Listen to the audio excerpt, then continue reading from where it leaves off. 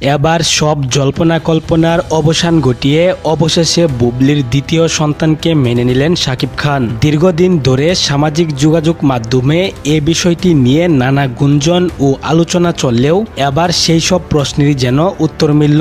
জানা গেছে যুক্তরাষ্ট্রে নিজের দ্বিতীয় সন্তানের জন্ম দিয়েছেন শবনম বুবলি। বিভিন্ন সূত্রের দাবি এবারও পুত্র সন্তানের মা হয়েছেন এই অভিনেত্রী।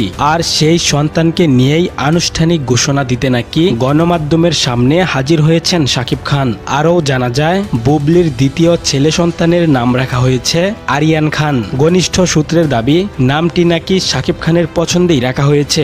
বিষয়টি প্রকাশ্যে আসতেই ভক্তদের মাঝে শুরু হয়েছে নতুন আলোচনা। এ বিষয়ে বুবলি বলেন, আমাকে নিয়ে অনেকেই বিভিন্ন ধরনের গুঞ্জন ছড়িয়েছে, এমনকি অপু বিশ্বাস ম্যাডাম সহ অনেকেই বলেছিলেন এই সন্তান নাকি শাকিব খানের নয়। কিন্তু আজ তো আপনারাই সবকিছু দেখতে পাচ্ছেন, সত্য কখনো লুকিয়ে থাকে না।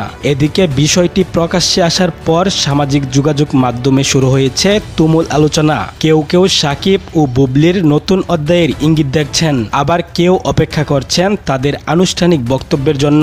সুপ্রিয় দর্শক, বুবলির দ্বিতীয় সন্তানকে নিয়ে নতুন এই আলোচনাকে আপনারা কিভাবে দেখছেন? আপনাদের মতামত কমেন্ট করে জানাতে ভুলবেন না।